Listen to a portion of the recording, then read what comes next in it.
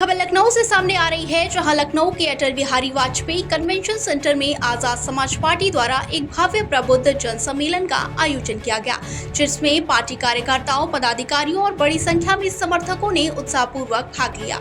इस विशेष अवसर पर पार्टी के राष्ट्रीय अध्यक्ष और सांसद चंद्रशेखर आजाद ने सभा को संबोधित करते हुए कहा कि आजाद समाज पार्टी आम जनता की आवाज है और देश के कोने कोने में जाकर लोगों की समस्याओं को न केवल सुनेगी बल्कि उनके समाधान के लिए भी संघर्ष करेगी। वहीं उन्होंने वर्तमान सरकार की नीतियों, विशेषकर निजीकरण के मुद्दे पर निशाना साधते हुए कहा कि सरकार कर्मचारियों के अधिकारों का हनन बर्दाश्त नहीं किया जाएगा।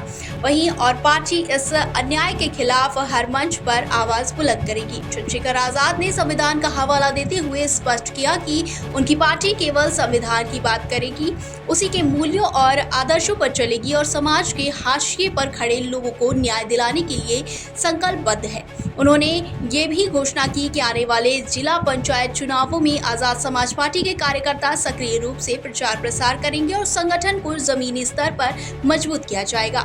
इसके साथ ही उन्होंने 2027 में होने वाले विधानसभा चुनावों को लेकर भी पार्टी की रणनीति स्पष्ट की और कहा कि ये चुनाव आम आदमी के मुद्दों जैसे कि शिक्षा, रोजगार, सामाजिक न्याय और सरकारी संसाधनों के संरक्षण को लेकर लड़ा जाएगा। वहीं सम्मेलन के माध्यम से पार्टी ने ये भी स्पष्ट संदेश दिया कि वो जनता के बीच जाकर काम करने, उसके साथ खड़े रहने और एक मजबूत विकल्प बनने की दिशा में तेजी से अग्रसर है।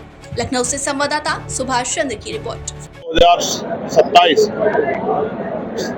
इस 27 का जब चुनाव आएगा तो लगभग 15 साल हो जाएंगे कि हक वंचित समाज के विचार की जो है वो सत्ता से बाहर है। सत्ता से बाहर होने से क्या हो रहा है कि जो जमीनें उनको मिली थी वो सरकारें छीनने का काम कर रही है। ना अच्छी शिक्षा मिल रही है, ना रोजगार मिल रहा है, ना अच्छी चिकित्सा सुविधा मिल रही है, ना पहले नौकरियां आती थी, उन नौकरियों को अब ना के बराबर कर दिया है। ना बैकलॉग आता, ना नौकरी आती। पेपर आता है, पेपर लीक हो जाता है, 69,000 शिक्षक भर्ती के घोटाले हो जाते हैं और तमाम तरह से पुरानी पेंशन का मामला हो, चाहे महिलाओं का सशक्तिकरण हो या उनकी सुरक्षा हो, तमाम में सरकार फेल हुई है। हमारा ये प्रयास है कि अब ये प्रबुद्ध समाज जो है, कमजोर हक वंचित समाज, 85% बहुजन समाज, वो अपनी हक अधिकार की लड़ाई को स्वयं लड़े, अपनी ताकत बनाए, किसी के पीछे ना खड़ा हो। आजाद समाज पार्टी के जरिए जिसकी इतनी संख्या वाली, उसकी इतनी हिस्सेदारी, इस नारे के साथ खड़ा हो और जुड़कर अपनी ताकत बनाकर उत्तर प्रदेश की सत्ता में आजाद समाज पार्टी को लाने का काम करें। और इसमें हम लोग सफल भी हो रहे हैं क्योंकि हमारा ये 5वां सम्मेलन है। सहारनपुर, फिर हापुड़, फिर गाजीपुर, फिर आगरा और अब लखनऊ में, और अगला सम्मेलन 14 तारीख को झांसी में है। सारे सम्मेलन में जिस तरह से कार्यकर्ता जुट रहे हैं, क्योंकि कार्यकर्ताओं को बुला गया है ये संदेश देने के लिए कि उनको किस तरह काम करना है, उससे बड़ा उत्साह पैदा हो रहा है। एक मजबूत संगठन का निर्माण हमारे नेताओं ने किया। मैं उनको बधाई देता हूं और मुझे विश्वास है कि इस बार उत्तर प्रदेश में आजाद समाज पार्टी एक ताकतवर दल होगा जो प्रदेश के नेतृत्व करेगा, उसका संचालन करेगा। 2027 विधानसभा में का नाम दिया है। भाजपा का प्रबुद्ध सम्मेलन कुछ जातियों तक सीमित रहता था।